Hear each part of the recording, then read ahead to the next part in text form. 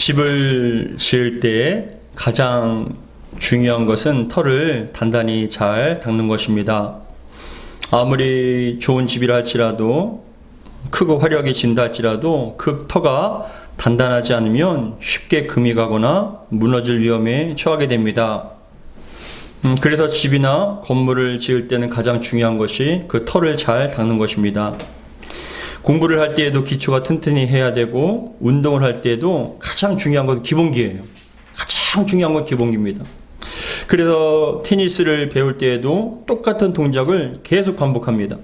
기본이 되지 않는 상태에서 다른 동작이나 기술을 하려 하면은 화려해 보이고 대단한 것처럼 보이지만 결국 성장에는 한계가 부딪히게 됩니다.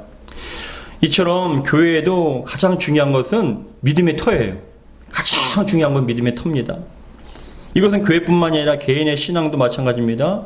개인의 신앙이 흔들림 없이 굳건한 신앙과 믿음이 되기 위해서 가장 중요한 기본이 되는 건 뭐냐? 바로 믿음의 터입니다. 믿음의 터가 굳건해야 됩니다.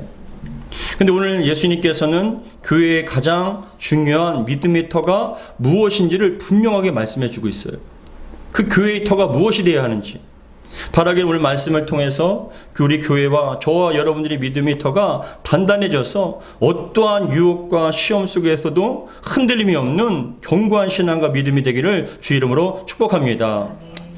교회가 세워진 데 있어서 가장 중요한 것은 믿음의 터인데, 그 믿음의 터가 바로 온전한 신앙 고백이에요. 온전한 신앙 고백. 오늘 본문 앞에 보시면 13절에 보시면 갈릴리 최북단에 예수님께서 갈릴리 사역을 마치시고 이제 남쪽 예루살렘으로 가기 위해서 먼저 가이사랴 빌립보라는 곳에 가게 됩니다. 오늘 마태복음 16장 13절 같이 한번 읽어보겠습니다. 앞에 성경이 있습니다. 16장 13절 같이 읽겠습니다. 시작. 예수께서 빌립보 가이사랴 지방에 이르러 제자들에게 물어 이르되 사람들이 인자를 누구라 하느냐. 근데 이 빌립보라는 지역은 어느 지역이냐면은 갈릴리 사역을 매듭짓기 위해서 제자들과 함께 빌립보 가이사랴 지방으로 옮깁니다. 근데 앞에 그림 보시면은 이 가이사랴 빌립보라는 지역은 예수님께서 주로 활동하셨던 갈릴리 호수에서 북쪽으로 한 40km 정도를 가야 되는 거예요. 근데 그 가이사랴 빌립보에서는 거의 사역을 하지 않으셨는데, 다만 헬몬산, 예수님께서 변화산이 있었던 그 헬몬산이 그쪽 지역인데 그거 외에는 뚜렷하게 많은 사역을 하지 않았는데 굳이 제자들을 이끌고 40km나 되는 그 먼 거리를 위쪽으로 가서 그곳에서 예수님께서 지금 제자들에게 물어보시는 거예요. 사람들이 나를 누구라고 부르냐라고 얘기합니다. 근데 중요한 것은 이 가이사랴 빌립보라는 곳은 어디냐면 원래 작은 마을이었지만은 헤롯 대왕의 아들 분봉왕 헤롯 빌립이 다시 재건했던, 좀 더 확장했던 도시인데, 헤롯 빌립은 그 당시 로마 황제였던 디베라 가이사, 로마의 황제예요. 디베라 가이사에게 눈치를 보고 그 가이사를 위해서 도시를 만든 거예요. 확장해서 이름을 지어준 겁니다. 그래서 가이사랴라는 그 황제의 호칭을 집어넣고 자기의 이름 빌립이라는 이름을 넣어서 가이사랴 빌립보, 황제의 도시 그리고 자신의 도시라고 가이사랴 빌립보라고 얘기를 했는데, 근데 이 명칭과 호칭은 중요한 것은 호칭이 문제가 아니라 이곳의 영적 상태예요. 이곳은 다른 지역에 비해서 굉장히 우상 숭배가 많고 이방인들이 가득 찬 그런 지역이었기 때문에 그 당시에 원 주민들은 바알을 섬겼고요. 헬라 계통의 그런 사람들은 살림과 야수의 신이라고 불리는 판이라는 신을 섬겼어요. 근데 이 판이라는 것에서 근거가 해서 쭉 내려온 단어가 지금 우리가 아는 패닉이라는 단어가 있잖아요. 그 어떤 두려움, 그러한 두려움과 힘든 상태, 그러한 상태가 바로 이 판에 의해서 내려온 것인데, 그 당시에 가이사랴 빌립보에는 굉장히 많은 신전들이 있었고요. 그리고 어떤 우상들이 넘쳐났을 뿐만이 아니라 황제를 신성시하는 황제 성전도 있었어요. 황제의 어떤 위에서 만드는 황제 신전까지 있어서 우상이 가득 찬 그 도시에서 예수님께서는 제자들이 이끌고 가서 너희는 나를 누구냐라고 물어보신 것입니다. 여러분, 지금도 마찬가지입니다. 지금 세상은 온갖 우상과 수많은 종교와 신들과 어둠과 혼란과 미혹의 영들이 가득 찬 세상입니다. 근데 주님께서는 관심이 뭐냐? 너희들은 나를 누구라 생각하냐? 너희들의 어떤 예수님께서는 신앙과 믿음을, 그것을 상태를 점검하기를 원하시는 거예요.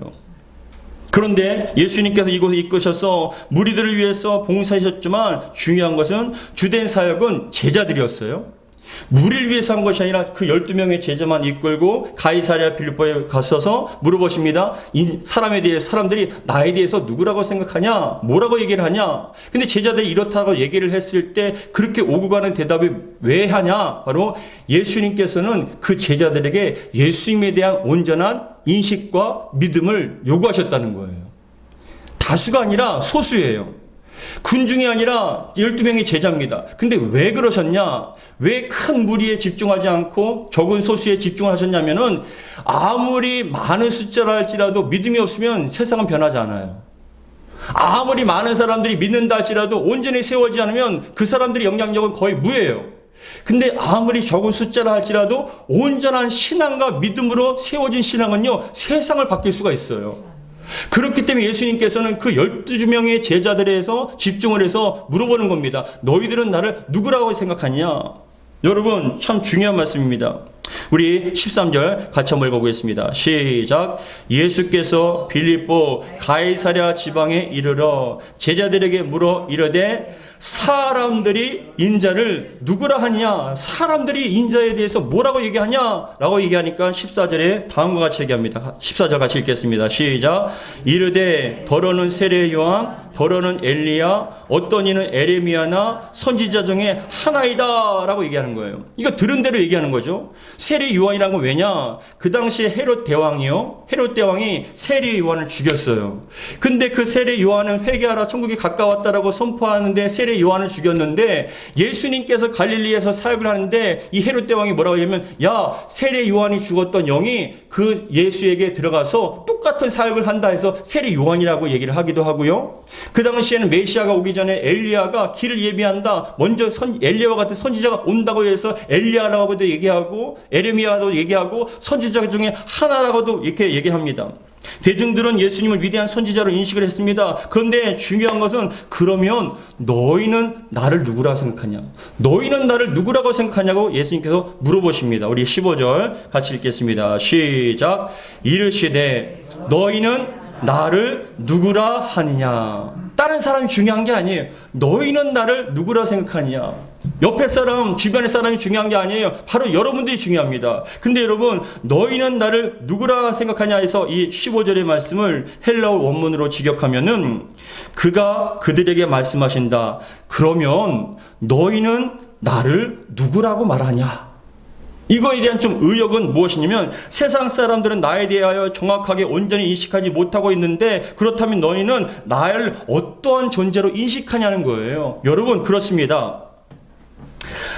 나는 너희들에게 어떤 존재가 물어보시는 거예요. 나는 너희들에게 어떤 존재냐? 여러분들도 지금 이 시간 예수님께서 여러분들에게 물어보실 수도 있어요. 나는 너에게 어떤 존재냐? 나는 너에게 누구냐? 라고 물어보실 때 여러분들에게 있어서 예수님은 어떤 존재십니까?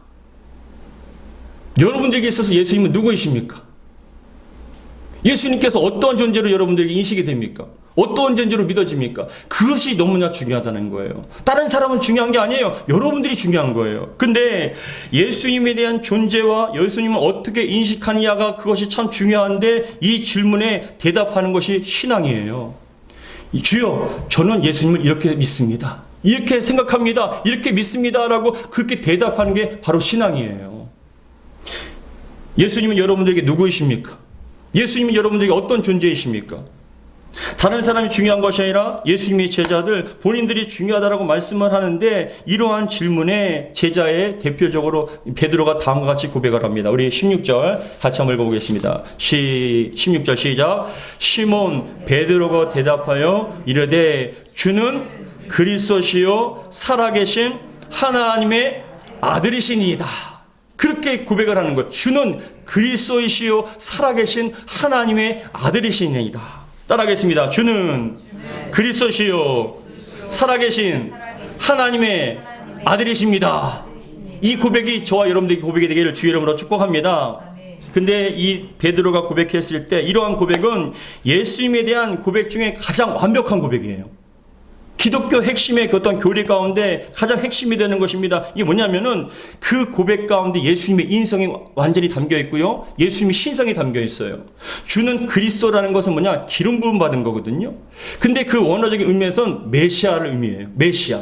근데 기름 부음 받았다는 건 뭐냐면은 왕이 그 당시에 기름 부음 받고 그리고 제사장이 기름 부음 받고 선지자가 기름 부음 받는데 우리 주님께서 당신께서는 우리의 완전한 왕이 되십니다. 기름 부음 받은 완전한 메시아입니다라고 지금 이 베드로가 고백을 하고 있는 것이에요.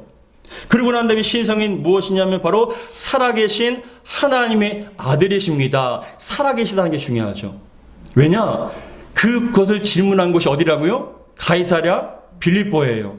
많은 우상이 있고 신전이 있고 신들이 있지만 그것은 여러분 사람을 살릴 수 있는 신과 종교가 아니에요. 오직 하나님만이, 오직 예수님만이. 그래서 살아계시다는 건 뭐냐? 우리를 살리실 수 있다는 거. 우리 영혼과 삶을 살릴 수 있다는 이런 믿음의 고백이 바로 온전한 신앙과 믿음에 대한 고백입니다. 여러분 그러한 신앙이 그런 믿음이 있기를 주의 이름으로 축복합니다. 그래서 다시 한번 얘기합니다. 주는 그리스도시요. 이 주님은이라는 것을 직역하면 당신은이에요. 당신은. 그 가이사랴 빌립보에서 수많은 신들이 있는 그 가운데서도 그런 신들은 아무것도 아닙니다. 오직 당신만이, 오직 예수님 당신만이 진정한 그리스도이십니다. 메시아이십니다. 나의 천장한 구원자이십니다. 더 나아가서 나를 살릴 수 있는 전능하신 하나님의 아들이십니다라는 것을 고백하는 것입니다.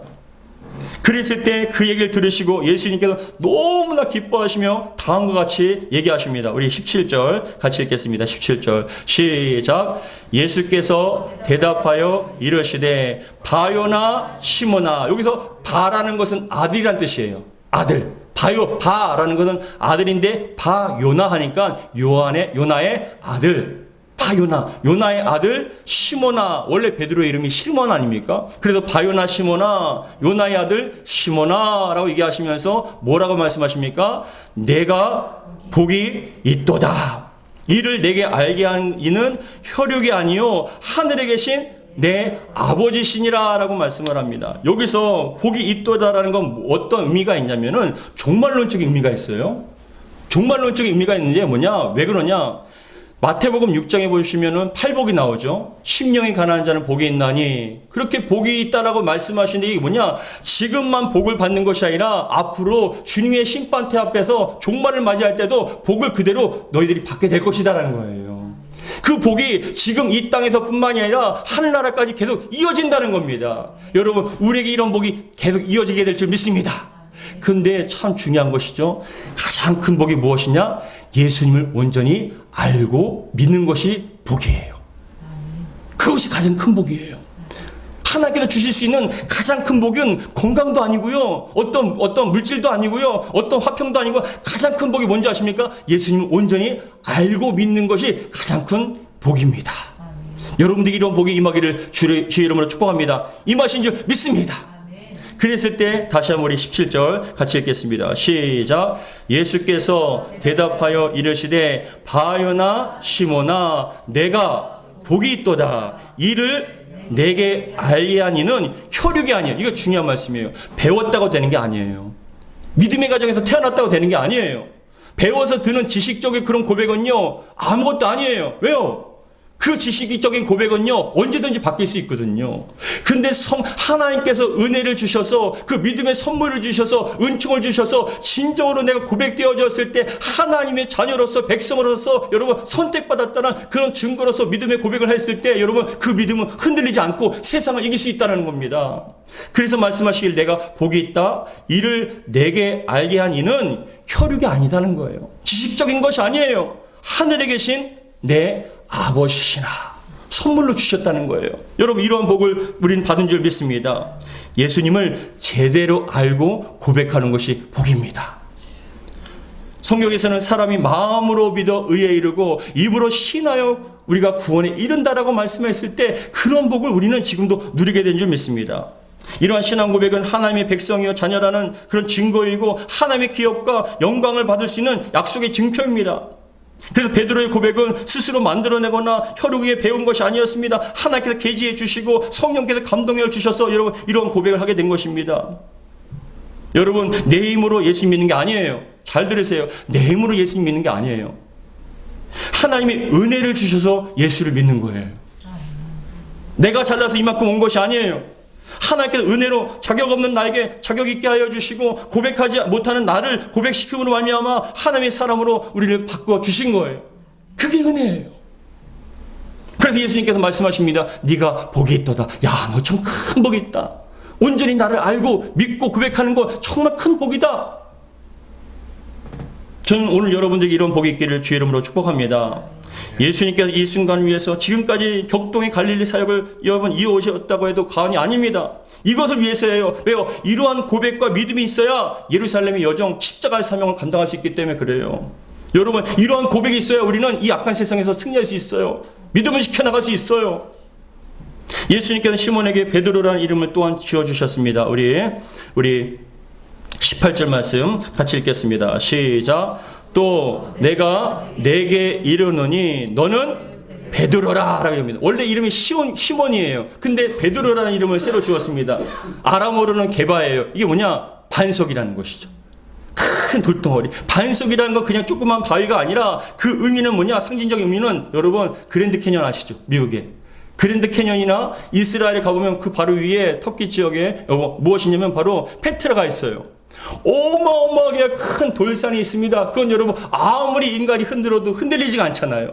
아무리 흔들려고 해도 요동하지 않잖아요. 그게 바로 여러분 베드로에게 준 이름이에요. 반석이다. 흔들림 없는 그것이다라고 얘기하십니다. 근데 말씀하신 이가 베드로라고 반석이 되고 그 위에 교회가 세워지는 이유는 뭐냐? 하나님께 예수님께서 살아계신 하나님의 아들로서 그리스도로서 그러한 고백을 한 베드로에게 축복해 주시는 거예요. 이어서 하신 말씀이 우리 18절 같이 읽겠습니다. 시작. 또 내가 내게 이르노니 너는 베드로라. 내가 이 반석 위에 내 교회를 세우리니 음부의 권세가 이기지 못하리라 라고 합니다. 여기서 중요한 것이 결정적인 것이 이 말씀 한 구절 때문에 기독교와 로마교가 분리가 됩니다. 카톨릭과 천주교와 우리 기독교가 갈라져요. 이 카톨릭에서는 이 18절을 근거로 해서 베드로가 초대 교황이라고 얘기합니다. 초대 교황이라는 거예요. 베드로한테 여러분 교회가 세워졌기 때문에 베드로가 초대 교황이라고 그렇게 주장을 하는데 여러분 잘 생각하십시오. 하나님의 교회는 사람 위에 세워지지 않아요. 인간 위에 세워지지 않아요. 왜냐? 베드로가요 이렇게 고백했을 때 복이 있다라고 얘기했는데 바로 뒤에 어떤 일이 나냐? 예수님께 그때야 비로소 내가 십자가에서 죽게 될 것이라고 얘기하니까 주여! 라고 얘기하면서 이런 일은 절대로 예수님께 미치지 않겠나이다라고 그렇게 얘기하니까 예수님께서 그 베드로에게 뭐라고 얘기하십니까? 사단아 물러가라. 여러분 인간은요 믿음이 있는 것 같아도 없습니다. 흔들림 없는 것 같습니까? 아니요. 주님께서 은혜 주시지 않고 붙잡아 주시면 우리는 얼마든지 요동할 수 있어요. 근데 이렇게 요동하는 그런 사람 앞에 여러분 교회를 세우시겠습니까? 절대로 그렇지 않아요. 여기서 얘기하는 이 반석이라는 건 베드로가 아니라 무엇이냐? 그 베드로가 했던 신앙 고백이에요. 그 온전한 신앙 고백 가운데 흔들림 없는 그런 신앙 고백 가운데 주님께서는 견고한 주님의 교회를 세우신다라고 말씀하시는데 이 18절의 말씀 다시 한번 보시면 또 내가 내게 이르노니 너는 베드로라. 내가 이 반석이 뭐라고요? 신앙 고백이에요. 온전한 신앙 고백. 주는 그리스도시요 살아계신 하나님의 아들이십니다. 온전히 예수님을 알고 믿음으로 고백하였을 때 말씀하십니다. 내가 이 반석 위에 내 교회를 세우리니. 그렇습니다. 교회는 예수님 거예요. 예수님께 피로 값주고 사신 교회예요. 인간의 교회가 아니에요. 사람들이 중심이 아니에요. 사람들이 주인이 아니에요. 오직 예수님만이 진정한 주인이시고요. 주인공이십니다. 근데 이 에클레시아 교회에 해당되는 모임총회 교회는 내 교회라고 말씀하십니다. 예수님의 에클레시아예요. 예수님의 공동체이고 예수님의 모임입니다. 다시 한번 우리 18절 같이 한번 읽겠습니다. 18절 시작. 또 내가 내게 이르노니 너는 베드로라. 내가 이 반석 위에 내 교회를 세우리니. 여기까지 읽겠습니다. 그렇다면 여러분 교회는 사람한테 세워진 교회가 아니에요.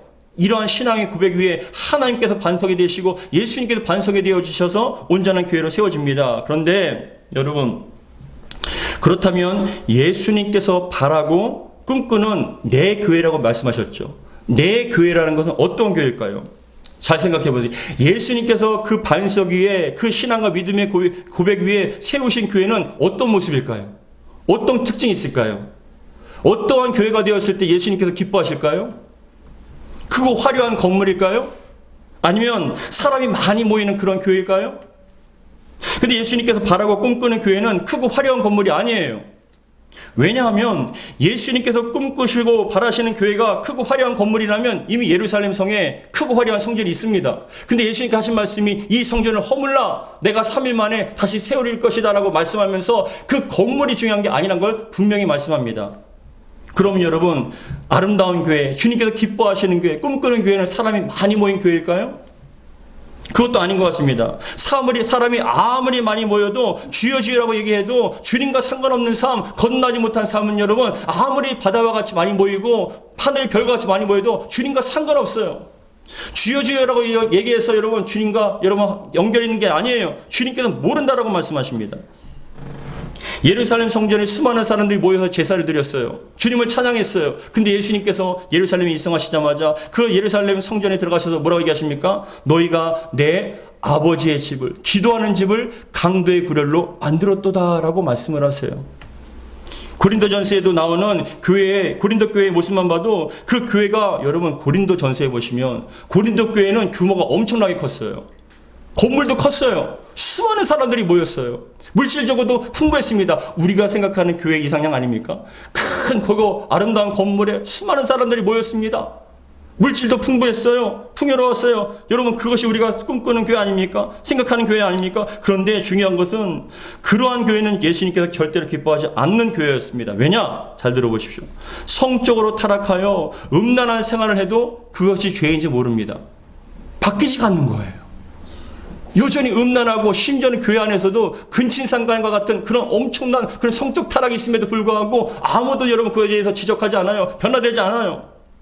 더 나가서 성적으로 타락할 뿐만이 아니라 사람을 중심으로 여러분 우리가 함께 모여서 여러분 나는 예수에게 속한 자라, 나는 바울에게 속한 자라, 베드로에게 속한 자라, 아볼로에게 속한 자라고 서로 여러분 때를 지어서 편을 나눠서 매일 다툽니다.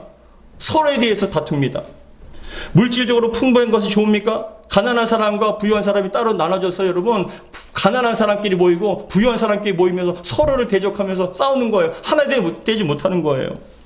무질서하고 혼란하며 다툽니다. 이 사도 바울이 그런 교회에 대해서 고린도 교회에 대해서 책망을 합니다. 정신 차리라고 얘기합니다. 그렇게 되면 안 된다고 얘기합니다. 근데 교만해져서 사도 바울한테 입 다물라는 거예요. 너는 사도의 자격이 없다라고 얘기하면서 그 사도 바울을 여러분 배척합니다. 그러면서 자기들이 신앙과 믿음이 가장 고귀하고 가장 아름답고 큰 신앙이라고 스스로가 자랑합니다. 여러분 완전히 물질주의에 빠졌어요. 인본주의에 빠진 그 교회를 주님께서는 절대로 기뻐하지 않으신다는 것이죠. 그렇다면 예수님께서 내 교회라고 말씀하시며 직접 세우신 교회의 특징과 원하시는 모습은 어떤 것일까요? 첫 번째, 주님께서 바라시고 꿈꾸는 교회는 첫 번째, 예수님께서 주인이시고 예수님을 드러내는 교회예요. 예수님께서 교회의 주인이 되어주시고요. 예수님이 드러나는 교회를 주님께서 기뻐하십니다. 우리 18절 다시 한번 같이 읽겠습니다. 18절 시작. 또 내가 내게 이르노니 너는 베드로라. 내가 이 반석 위에 뭐라고요? 내 교회를 세우려니 음부의 권세가 이기지 못하리라. 교회의 주인은 예수님이십니다.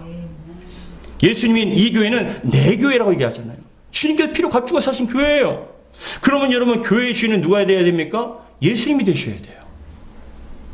여기서 우리는 진정한 교회는 고백 공동체요, 예수 공동체임을 알 수 있습니다. 예수님께 속해 있는 것이 진정한 교회예요.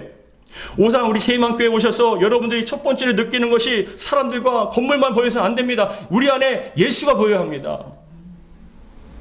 교회의 프로그램이 아니라 예수님의 그리스도를 느끼셔야 합니다. 여러분 이곳에서 예배를 드리든지 봉사라든지 찬송을 하든지 온전히 여러분 그 속에서도 예수님이 온전히 드러나야 됩니다. 먹든지 마시든지 무엇을 하든지 예수님의 영광을 위해서 예수님이 드러날 때 여러분 그 교회는 예수님의 교회가 돼요. 예수님께 영광 받으시는 아름다운 교회가 됩니다. 여러분들이 삶이 그렇게 되길 바랍니다. 신앙과 믿음이 그렇게 되길 바랍니다. 가족이 그렇게 되고 우리 교회가 그렇게 돼야 합니다. 찬양할 때도 예수가 보이고, 설교할 때도 예수가 보이고, 기도할 때도 예수가 보이기 바랍니다. 죽어도 예수, 살아도 예수, 오직 예수예요.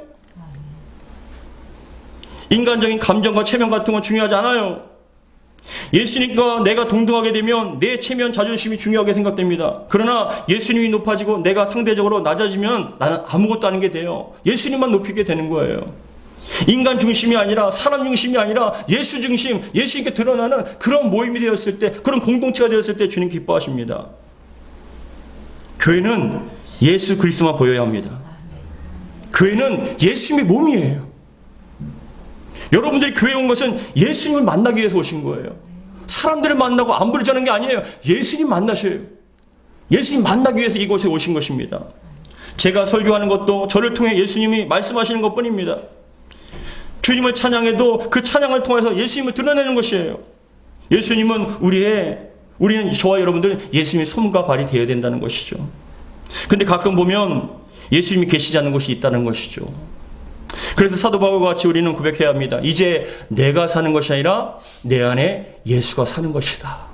우리 갈라디아서 2장 20절 같이 읽겠습니다. 시작. 내가 그리스도와 함께 십자가에 못 박혔나니 그런즉 이제는 내가 사는 것이 아니요 오직 내 안에 그리스도께서 사시는 것이라. 이제 내가 육체 가운데 사는 것은 나를 사랑하사 나를 위하여 자기 자신을 버리신 하나님의 아들을 믿는 믿음 안에서 사는 것이라. 우리는 죽어지고요 우리 안에 예수가 사는 거예요. 그래서 교회의 중심은요, 교회의 주인공은요 예수님이 되시는 거예요. 오직 예수님만 높이고 예수님을 드러내며. 여러분 이 자리에 왜 예배 오십니까? 왜 예배를 드리기 위해서 오셨습니까? 사람 만나기 위해 오셨습니까? 아니요, 예수님 만나기 위해서 온 거예요. 더 나아가 예수님께서 주신 그 은혜로 세상에 나가서 참된 예수님의 빛과 소금의 역할을 감당하기 위해서 예수님 생각하며 봉사하고, 예수님 생각하며 찬양하고, 예수님 생각하며 기도하며 예수님을 드러내는 것이 진정한 내 교회, 예수님의 교회라는 것이죠. 그러한 교회가 되길 바랍니다. 이런 사람 몇 사람만 있으면요 여러분 세상은 뒤집어지게 돼 있어요. 이런 교회가 몇 교회만 되면요 세상은 정결해질 수밖에 없어요. 그러나 아무리 크고 아무리 많은 사람들이 모여도 변화되지 않는걸요. 여전히 인간의 냄새, 세상의 냄새, 정욕과 욕심에 가득 찬 그 사람들이 앉아있다고 해도 주님께서는 여러분 그것을 오히려 기뻐하시는 것이 아니라 오히려 너무나 신망하시고 힘들어하신다는 것이죠. 그렇기 때문에 우리 새해만교회가, 우리 오산 새해만교회가 주님의 교회가 되길 바랍니다. 주님께서 말씀하신 내 교회를 내가 세우겠다는 말씀처럼 우리 새해만교회는 주님께서 세워나가는 그런 아름다운 공동체가 되기를 주의 이름으로 축복합니다. 인간이 중심이 아니에요. 인간이 주인공이 아니에요. 예수님이 주인공이셔요. 두 번째, 참된 교회의 모습. 두 번째, 음부의 권세를 이긴다는 거예요. 음부의 권세를. 우리 18절 다시 한번 읽겠습니다. 시작. 또 내가 내게 이르노니 너는 베드로라. 내가 이 반석 위에 내 교회를 세우리니. 뭐라고 얘기하십니까? 음부의 권세가 이기지 못하리라. 할렐루야. 예, 음부의 권세라는 것은 무엇이냐면 그겁니다. 헬라어로 필라의 하데스라는 단어예요. 필라의 하데스라는 단어인데 이것을 직역하면 지옥의 문들이에요. 지옥의 문들. 지옥의 권세자들 얘기하는 거예요. 즉 죽음의 세력들이요 교회에 몰려들어요. 왜냐? 음부의 권세, 사단 마귀, 어둠의 권세들은요 주님의 몸된 교회를, 주님께서 정말 세우신 교회를요 포기하지 않고 끝까지 방해합니다. 무너뜨리려고 해요. 온갖 시험과 유혹을 통해서 무너뜨리려고 해요. 그런데 우리가 여러분 주님 안에서 견고한 신앙과 믿음 가운데, 고백 가운데 온전히 주님 교회로 세워지면 여러분 음부의 권세가 아무리 다가와도 우리 협력하여서 설리는 거예요. 함께 기도하며 함께 주님의 몸된 교회를 지키기 위해서 기도하는 거예요. 그러면요 어둠의 권세가 한 길로 왔다 일곱 길로 사라지게 될 줄 믿습니다. 마귀를 대적하라 그리하면 너희는 피하는 것 같이 여러분 삶 가운데, 가정 가운데, 우리 교회 가운데 자꾸만 혼란하게 만들고 무너뜨리려고 하는 어둠의 권세를 우리가 함께 이겨나가기를 주님 축복합니다. 그런 신앙과 믿음이 있어야 우리는 흔들리지 않죠. 그런 신앙과 믿음의 고백 가운데 세워진 교회는요, 그런 가정은요, 그런 신앙은요 충분히 음부의 것을 이기게 될 줄 믿습니다. 지금도 세상은 쉴 새 없이 기독교와 교회를 흔듭니다. 무너뜨리려 합니다. 교회 나오지 못하게 만들려고 하고요. 자꾸만 어떤 시험 들게 만들고 무너뜨리게 합니다. 예배 나오지 못하게 만듭니다. 방해합니다. 그런데 여러분 이러한 음부의 권세를 우리가 이길 수 있다는 것이죠. 골로새서 2장 15절 같이 읽겠습니다. 시작. 통치자들과 권세들을 무력화하여. 그렇죠. 아무리 쏜다 할지라도 우리가 잘 무장만 되어 있으면, 준비만 되어 있으면, 든든하게 서면 여러분 그것들을 다 무력할 수 있다는 거예요. 통치자들과 권세들을 무력화하여, 같이 읽겠습니다. 드러내어 구경거리로 삼으시고 십자가로 그들을 이기셨느니라. 할렐루야. 이기는 교회가 되길 바랍니다. 이기는 가정, 이기는 신앙 되길 주의로 축복합니다. 어떠한 가정과 어떠한 신앙과 어떤 교회가요? 믿음의 고백, 온전한 주님을 알고 믿는 그 고백 가운데 세워진 주님의 교회는요, 세상의 권세를 이길 수가 있다라는 것이죠. 다음 세 번째, 우리 주님께서 말씀하시는 아름다운 교회 세 번째는 천국으로 가는 문을 열어줍니다. 주님의 교회는요, 예수님의 교회는 천국으로 가는 문을 열어줘요. 우리 19절 같이 읽겠습니다. 19절 시작. 내가 천국 열쇠를 내게 주리니 내가 땅에서 무엇이든지 매면 하늘에서도 매일 것이요 내가 땅에서 무엇이든지 풀면 하늘에서도 풀리리라. 할렐루야. 얼마나 큰 권세입니까? 이 천국 열쇠를 주셨습니다. 근데 이것을 닫으면요 하늘에서 닫혀요. 이것을 열면 하늘에서 열린답니다. 얼마나 큰 권세입니까? 근데 중요한 것은 여러분, 이 권세, 천국 열쇠는요 이사야 22장 22절을 근거로 한 말씀이에요. 우리 같이 읽겠습니다. 시작. 내가 또 다윗의 집에 열쇠를 그의 어깨에 두리니 그가 열면 닫을 자가 없겠고 닫으면 열 자가 없으리라. 이사야를 통해서 메시아가 오면은 그 메시아께서 주신 열쇠가 다윗의 열쇠라는 거예요. 닫으면 열 자가 없어요. 열면요 닫을 자가 없어요. 이게 뭐냐? 19절에 나오는 열쇠에 해당되는 이 타스 클레이다스라는 이 열쇠라는 단어는요 헬라어로 원문에 의하면은 열쇠의 들이에요. 열쇠의 들. 그래서 중요한 것은 천국 열쇠는 카톨릭에서는요 교황이나 사제만 성경을 해석할 수 있다고 얘기해요. 천국 열쇠는 그 교황에게만 주어졌기 때문에, 사제들에게 주어졌기 때문에 그 권세는 천국 열쇠인 건 그들에게만 속한다는 거 아니에요. 교회를 믿는 저와 여러분들에게, 예수 믿는 저와 여러분들에게 다 주신 줄 믿습니다. 교회에게 주신 거예요. 무엇이냐 여러분, 열쇠 들이라고 얘기하잖아요. 하나가 아니에요. 각각의 예수님 몸된 교회에게 다 주신 거예요. 근데 이게 무엇을 말하냐? 열쇠를 맡았다라는 것은요 최종 결정자가 아니에요.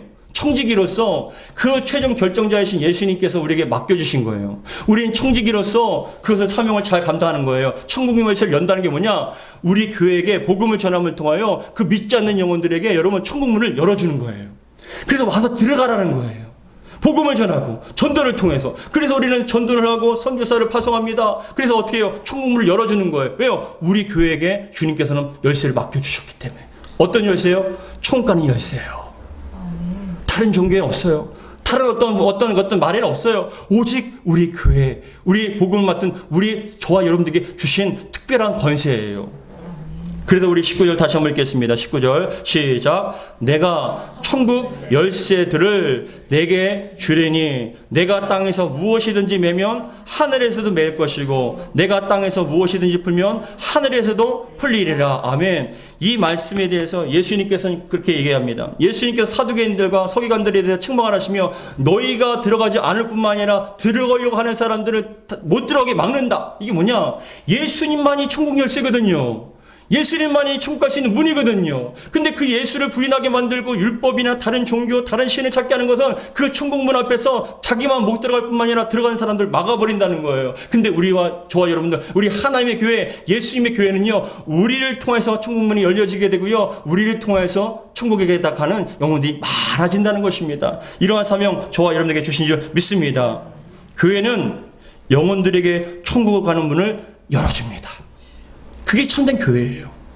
그 사명을 저와 여러분들에게 맡겨주신 겁니다. 사랑하는 성도 여러분, 교회의 가장 큰 사명은 무엇입니까? 천국으로 가는 열쇠로 영혼들에게 천국문을 열어주시는 겁니다. 잘 들으십시오. 천국은 아무나 갈 수 있는 게 아니에요. 가고 싶다고 해서 갈 수 있는 것도 아닙니다. 선택받은 자들만 갈 수 있는 거예요. 최고의 특권입니다. 그런 복과 은혜를 하나님께서 교회를 통해서 열어주시는 겁니다. 영적으로 교회를 통하여 닫혔던 천국문을 열 수 있는 것입니다. 그 사명 감당하는 게 교회예요. 유일합니다. 하나님께서는 다른 종교와 믿음으로 열 수 있는 특별하고 존귀한 열쇠를 주신 적이 없어요. 오직 교회에게만 주신 거예요. 우리가 예수님을 알지 못하고 믿지 않는 영혼들에게 복음을 전하고 천국 열쇠를 열어서 영원히 천국으로 갈 수 있도록 그 사명 감당하는 것이 바로 교회의 사명입니다. 성도 여러분, 십자가가 구원이라고 말하면 이를 전하는 통로가 있어야 되잖아요. 십자가가 통해서 우리가 구원받을 수 있다는 것을 얘기하는데 그렇게 알려줄 수 있는 통로가 있어야 되지 않습니까? 그 통로가 바로 우리 교회라는 거죠. 저와 여러분들이라는 거예요. 그래서 우리가 그 사명 우리에게 맡겨주셨습니다. 천국 열쇠를 주셨습니다. 전도하십시오. 그 영혼에게 여러분 천국문을 열어서 영혼에게 그 영혼을 들어가게 만드시기 바랍니다. 그 사명 감당했을 때 주님께서는 너무나 기뻐하시며 너무나 꿈꾸시던 교회, 아름다운 교회, 그런 교회가 되기를 바라보시며 기뻐하실 줄 믿습니다. 사랑하는 성도 여러분, 주님께서 보고 싶어 하시고 꿈꾸시는 그 바라는 교회가 무엇입니까? 첫 번째, 먹든지 마시든지 무엇을 하든지 우리 주님께서 주인이 되어주시고 완전히 주인공이 되어주셔서 주님의 교회임을 인정하며 우리가 주님에서 살아가고 주님을 드러내는 교회. 두 번째, 무엇입니까? 음부의 권세를 깨뜨리는 교회. 이 어둠의 권세에 묶여서 지옥으로 갈 수밖에 없는 그 영혼들을 깨뜨려서, 권세를 깨뜨려서 그것을 이겨서 그 영혼들을 정말 구원시키는 교회. 세 번째, 열쇠를 열어서 우리만 갈 뿐만이 아니라 영혼들에게 천국을 갈 수 있는 문을 지나게끔 만드는 그 사명 감당하는 교회가 아름다운 교회요, 아름다운 가정, 아름다운 삶인 줄 믿습니다. 이러한 교회는요, 온전한 신앙의 믿음의 고백 가운데 주님께서 세워주십니다. 우리 세임원교회가 여러분들의 가정과 삶이 이렇게 되기를 주의 이름으로 축복합니다. 우리 마지막으로 18절과 19절 같이 한번 읽겠습니다. 우리 17절, 18절, 19절 같이 읽겠습니다. 시작. 예수께서 대답하여 이르시되 바요나 시몬아 내가 복이 있도다. 이를 내게 알게 하니는 혈육이 아니요 하늘에 계신 내 아버지시니라. 또 내가 내게 이르노니 너는 베드로라. 내가 이 반석 위에 내 교회를 세우리니 음부의 권세가 이기지 못하리라. 내가 천국 열쇠를 내게 주리니 내가 땅에서 무엇이든지 매면 하늘에서도 매일 것이요 내가 땅에서 무엇이든지 풀면 하늘에서도 풀리리라 하시고 할렐루야. 이러한 권세와 이러한 축복 우리에게 주신 줄 믿고 예수 잘 믿는 것이 복인 줄 믿습니다. 그 복을 마음껏 누리고 앞으로도 영원히 누리기를 주의 이름으로 축복합니다.